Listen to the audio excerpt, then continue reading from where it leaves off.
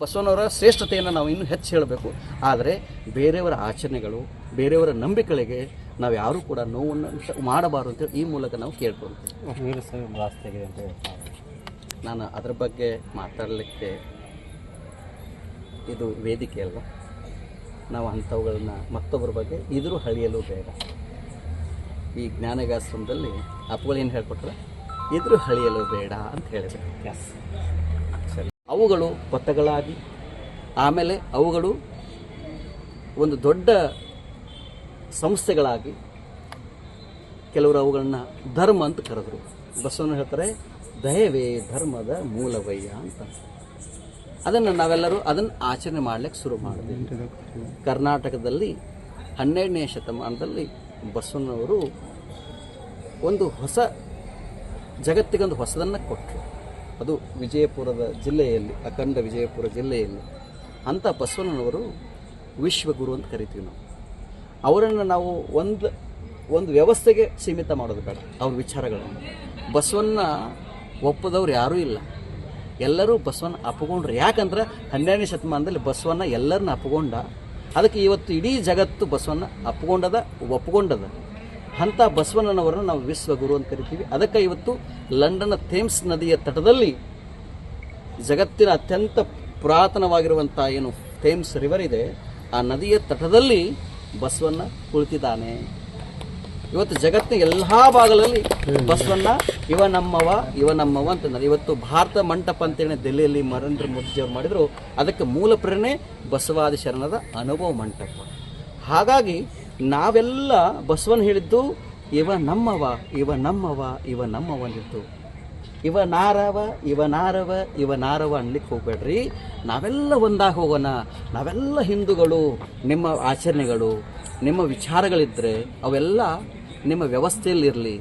ನಾವು ಮತ್ತೊಬ್ಬರ ತನ್ನ ಬಣ್ಣಿಸಬೇಡ, ಇದ್ರೂ ಹಳಿಯಲು ಬೇಡ ಅಂತ ನಾವು ಏನು ಹೇಳೋದು ಅಂತಂದರೆ, ಯಾವುದೋ ಒಂದು ಧರ್ಮದ ಆಚರಣೆಗಳಿದ್ದಾವೆ. ಯಾರು ರಾಮಾನುಜಾಚಾರ್ಯನ ಫಾಲೋ ಮಾಡ್ತಾ ಇದ್ದಾರೆ, ಯಾರು ಶಂಕರಾಚಾರ್ಯನ ಫಾಲೋ ಮಾಡ್ತಾ ಇದ್ದಾರೆ, ಯಾರು ಮಧ್ವಾಚಾರ್ಯನ ಫಾಲೋ ಮಾಡ್ತಾ ಇದ್ದಾರೆ, ಇನ್ಯಾವುದೋ ಒಬ್ಬ ಮಹಾನ್ ಶ್ರೇಷ್ಠ ಸಂತರನ್ನ ಫಾಲೋ ಮಾಡ್ತಾ ಇದ್ದಾರೆ. ಅವರೇ ಶ್ರೇಷ್ಠ, ಅವ್ರು ಶ್ರೇಷ್ಠ ಅಲ್ಲ, ನಾವೇ ಶ್ರೇಷ್ಠ ಅಂಥೇಳಿ ಮತ್ತೊಬ್ಬರನ್ನ ನಾವು ದೂಷಿಸಬೇಡ. ಮತ್ತೊಂದು ಧರ್ಮಗಳನ್ನು, ಮತ್ತೊಂದು ಧರ್ಮದ ಭಾವನೆಗಳನ್ನು, ಆಚರಣೆಗಳನ್ನು ನಾವು ಟೀಕೆ ಟಿಪ್ಪಣೆ ಮಾಡದೆ ಹೇಗೆ ನಮ್ಮ ತತ್ವ ಶ್ರೇಷ್ಠವಾಗಿರುವಂಥದ್ದು ಆ ಆಚರಣೆಗಳನ್ನು ನಾವು ಮಾಡಬೇಕು. ನಮ್ಮ ಅಷ್ಟಾವರಣಗಳನ್ನು ಇನ್ನೂ ತುಂಬ ಅದ್ಭುತವಾಗಿ ನಾವು ಹೇಳಬೇಕು. ಪಂಚಾಚಾರಗಳ ಬಗ್ಗೆ ಹೇಳಬೇಕು. ಶಟಸ್ಥಲ ಬಗ್ಗೆ ನಾವು ಮಾತಾಡಬೇಕು. ಅದನ್ನು ಬಿಟ್ಟು ಒಂದು ಧರ್ಮದ ಆಚರಣೆಗಳನ್ನು ಅವುಗಳನ್ನು ಕೀಳಾಗಿ ನೋಡುವಂಥ ಭಾವನೆ ಒಳಿತಲ್ಲ. ಬಸವಣ್ಣವರ 770 ಅಮರಗಣಗಳ ಅದ್ಭುತವಾಗಿರುವಂಥ ಶರಣ ಚರಿತಾಮೃತ ಇದೆ. ಆ ಶರಣ ಚರಿತಾಮೃತ ಕಥೆಗಳನ್ನು, ಕಾದಂಬರಿಗಳನ್ನು ಜನಗಳಿಗೆ ನಾವು ತಿಳಿಸ್ಬೇಕು. ಅದನ್ನು ಬಿಟ್ಟು ಮತ್ತೊಂದು ತತ್ವಗಳನ್ನು ಡಿಗ್ರೇಡ್ ಮಾಡಿದ್ರೆ ನಾವು ಅಪ್ಗ್ರೇಡ್ ಆಗಲ್ಲ. ನಾವು ಅಪ್ಗ್ರೇಡ್ ಆಗಬೇಕಂದ್ರೆ, ಅಪ್ಡೇಟ್ ಆಗಬೇಕು ಅಂತಂದರೆ ನಾವು ಬಸವಣ್ಣವ್ರ ವಿಚಾರಗಳನ್ನು ಅಪ್ಡೇಟ್ ವರ್ಷನಲ್ಲಿ ನಾವು ಹೇಳಬೇಕು. ವಿಷಯದ ಕುರಿತು ಪ್ರವಚನ ಇತ್ತು. ನಾವೆಲ್ಲ ಇದೇ ಜ್ಞಾನಗಾಶ್ರಮದಲ್ಲಿ ಬೆಳೆದವರು. ಅಪ್ಪುಗಳ ಪ್ರವಚನ ಕೇಳ್ತಾ ಅವರ ಮಾರ್ಗದರ್ಶನದಲ್ಲಿ ಯೋಗವನ್ನು ಕಲಿತವರು. ಇವತ್ತು ನಾವೇನಾದರೂ ಆಗಿದ್ದರೆ ಅದಕ್ಕೆ ಅಪ್ಪುಗಳ ಆಶೀರ್ವಾದ ಭಾಳ ದೊಡ್ಡದಿದೆ ಅಂತ ಹೇಳಿಕೆ ಇಚ್ಛೆ ಪಡ್ತೀನಿ. ನೋಡಿ, ನಾವೆಲ್ಲ ಹಿಂದೂಗಳೇ. ನಮ್ಮ ಶಬ್ದಶಃ ನೀವು ಅರ್ಥ ಮಾಡ್ಕೋಬೋದು. ನಾವೆಲ್ಲ ಹಿಂದೂಗಳೇ. ಅದರಲ್ಲಿ ಹಿಂದೂ ಅಂದರೆ ಈಗಾಗಲೇ ನಾವು ಹೇಳಿದ್ದೇವೆ, ಅದೊಂದು ಮಹಾಸಾಗರ. ಆ ಮಹಾಸಾಗರದಲ್ಲಿ ಅನೇಕ ನದಿಗಳು ಬಂದು ವಿಲೀನ ಆಗಿದ್ದಾವೆ. ಕೆಲವು ಮೋಡಗಳಾಗಿ, ಮಳೆಯಾಗಿ ಅವು ನದಿಯಾಗಿ ಹರಿತಾ ಇದ್ದಾವೆ. ಮತ್ತೆ ಕೊನೆಗೆ ಬಂದು ಎಲ್ಲಿ ಲೀನ ಆಗ್ತವೆ? ಆ ಸಮುದ್ರದೊಳಗೆ, ಮಹಾಸಾಗರದೊಳಗೆ ವಿಲೀನ ಆಗ್ತವೆ. ಹಾಗೆ ಹಿಂದೂ ಅನ್ನೋದೊಂದು ಮಹಾಸಾಗರ. ಅದರಲ್ಲಿ ಬೌದ್ಧ, ಜೈನ, ಸಿಖ್, ವೀರಶೈವ, ಲಿಂಗಾಯತ, ವೈಷ್ಣವ ಇವೆಲ್ಲ ಒಂದೊಂದು ನದಿಗಳು. ಮಧ್ವಾಚಾರ್ಯರು ಬಂದರು. ಬಸವಣ್ಣವರ ಶ್ರೇಷ್ಠತೆಯನ್ನು ನಾವು ಇನ್ನೂ ಹೆಚ್ಚು ಹೇಳಬೇಕು. ಆದರೆ ಬೇರೆಯವರ ಆಚರಣೆಗಳು, ಬೇರೆಯವರ ನಂಬಿಕೆಗಳಿಗೆ ನಾವು ಯಾರೂ ಕೂಡ ನೋವನ್ನು ಮಾಡಬಾರದು ಅಂತೇಳಿ ಈ ಮೂಲಕ ನಾವು ಕೇಳ್ಕೊಳ್ತೀವಿ. ನಾನು ಅದರ ಬಗ್ಗೆ ಮಾತಾಡಲಿಕ್ಕೆ ಇದು ವೇದಿಕೆ ಅಲ್ವಾ. ನಾವು ಅಂಥವುಗಳನ್ನ ಮತ್ತೊಬ್ಬರ ಬಗ್ಗೆ ಇದ್ರೂ ಹಳಿಯಲು ಬೇಡ. ಈ ಜ್ಞಾನಗಾಶ್ರಮದಲ್ಲಿ ಅಪ್ಪುಗಳು ಏನು ಹೇಳ್ಕೊಟ್ರೆ ಇದ್ರೂ ಹಳಿಯಲು ಬೇಡ ಅಂತ ಹೇಳಿದ್ರು.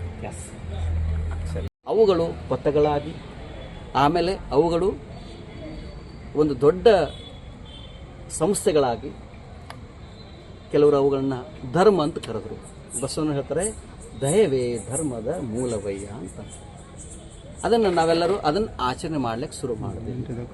ಕರ್ನಾಟಕದಲ್ಲಿ 12ನೇ ಶತಮಾನದಲ್ಲಿ ಬಸವಣ್ಣವರು ಒಂದು ಹೊಸ ಜಗತ್ತಿಗೊಂದು ಹೊಸದನ್ನು ಕೊಟ್ಟರು. ಅದು ವಿಜಯಪುರದ ಜಿಲ್ಲೆಯಲ್ಲಿ, ಅಖಂಡ ವಿಜಯಪುರ ಜಿಲ್ಲೆಯಲ್ಲಿ ಅಂಥ ಬಸವಣ್ಣನವರು ವಿಶ್ವಗುರು ಅಂತ ಕರಿತೀವಿ ನಾವು.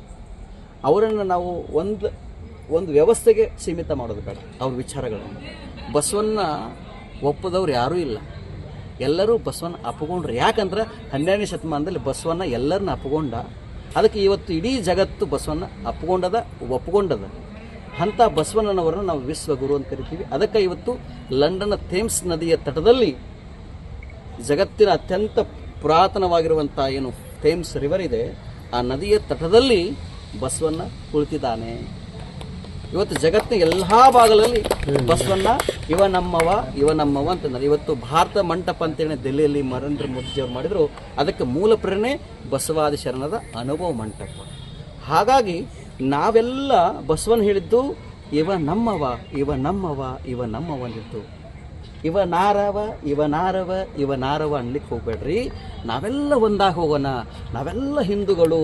ನಿಮ್ಮ ಆಚರಣೆಗಳು, ನಿಮ್ಮ ವಿಚಾರಗಳಿದ್ದರೆ ಅವೆಲ್ಲ ನಿಮ್ಮ ವ್ಯವಸ್ಥೆಯಲ್ಲಿರಲಿ.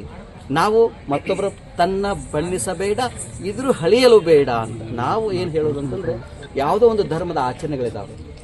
ಯಾರು ರಾಮಾನುಜಾಚಾರ್ಯನ ಫಾಲೋ ಮಾಡ್ತಾ ಇದ್ದಾರೆ, ಯಾರು ಶಂಕರಾಚಾರ್ಯನ ಫಾಲೋ ಮಾಡ್ತಾ ಇದ್ದಾರೆ, ಯಾರು ಮಧ್ವಾಚಾರ್ಯನ ಫಾಲೋ ಮಾಡ್ತಾ ಇದ್ದಾರೆ, ಇನ್ಯಾವುದೋ ಒಬ್ಬ ಮಹಾನ್ ಶ್ರೇಷ್ಠ ಸಂತರನ್ನ ಫಾಲೋ ಮಾಡ್ತಾ ಇದ್ದಾರೆ. ಅವರೇ ಶ್ರೇಷ್ಠ, ಅವ್ರು ಶ್ರೇಷ್ಠ ಅಲ್ಲ, ನಾವೇ ಶ್ರೇಷ್ಠ ಅಂಥೇಳಿ ಮತ್ತೊಬ್ಬರನ್ನ ದೂಷಿಸಬೇಡ. ಮತ್ತೊಂದು ಧರ್ಮಗಳನ್ನು, ಮತ್ತೊಂದು ಧರ್ಮದ ಭಾವನೆಗಳನ್ನು, ಆಚರಣೆಗಳನ್ನು ನಾವು ಟೀಕೆ ಟಿಪ್ಪಣೆ ಮಾಡದೆ ಹೇಗೆ ನಮ್ಮ ತತ್ವ ಶ್ರೇಷ್ಠವಾಗಿರುವಂಥದ್ದು ಆ ಆಚರಣೆಗಳನ್ನು ನಾವು ಮಾಡಬೇಕು. ನಮ್ಮ ಅಷ್ಟಾವರಣಗಳನ್ನು ಇನ್ನೂ ತುಂಬ ಅದ್ಭುತವಾಗಿ ನಾವು ಹೇಳಬೇಕು. ಪಂಚಾಚಾರಗಳ ಬಗ್ಗೆ ಹೇಳಬೇಕು, ಶಟಸ್ಥಲ ಬಗ್ಗೆ ನಾವು ಮಾತಾಡಬೇಕು. ಅದನ್ನು ಬಿಟ್ಟು ಒಂದು ಧರ್ಮದ ಆಚರಣೆಗಳನ್ನು ಅವುಗಳನ್ನು ಕೀಳಾಗಿ ನೋಡುವಂಥ ಭಾವನೆ ಒಳಿತಲ್ಲ. ಬಸವಣ್ಣವರ 770 ಅಮರಗಣಗಳ ಅದ್ಭುತವಾಗಿರುವಂಥ ಶರಣ ಚರಿತಾಮೃತ ಇದೆ. ಆ ಶರಣ ಚರಿತಾಮೃತ ಕಥೆಗಳನ್ನು, ಕಾದಂಬರಿಗಳನ್ನು ಜನಗಳಿಗೆ ನಾವು ತಿಳಿಸ್ಬೇಕು. ಅದನ್ನು ಬಿಟ್ಟು ಮತ್ತೊಂದು ತತ್ವಗಳನ್ನು ಡಿಗ್ರೇಡ್ ಮಾಡಿದ್ರೆ ನಾವು ಅಪ್ಗ್ರೇಡ್ ಆಗಲ್ಲ. ನಾವು ಅಪ್ಗ್ರೇಡ್ ಆಗಬೇಕಂದ್ರೆ, ಅಪ್ಡೇಟ್ ಆಗಬೇಕು ಅಂತಂದರೆ ನಾವು ಬಸವಣ್ಣವ್ರ ವಿಚಾರಗಳನ್ನು ಅಪ್ಡೇಟ್ ವರ್ಷನಲ್ಲಿ ನಾವು ಹೇಳಬೇಕು. ವಿಷಯದ ಕುರಿತು ಪ್ರವಚನ ಇತ್ತು. ನಾವೆಲ್ಲ ಇದೇ ಜ್ಞಾನ ವಿಲಾಸದಲ್ಲಿ ಬೆಳೆದವರು. ಅಪ್ಪುಗಳ ಪ್ರವಚನ ಕೇಳ್ತಾ ಅವರ ಮಾರ್ಗದರ್ಶನದಲ್ಲಿ ಯೋಗವನ್ನು ಕಲಿತವರು. ಇವತ್ತು ನಾವೇನಾದರೂ ಆಗಿದ್ದರೆ ಅದಕ್ಕೆ ಅಪ್ಪುಗಳ ಆಶೀರ್ವಾದ ಭಾಳ ದೊಡ್ಡದಿದೆ ಅಂತ ಹೇಳಿಕ್ಕೆ ಇಚ್ಛೆ ಪಡ್ತೀನಿ.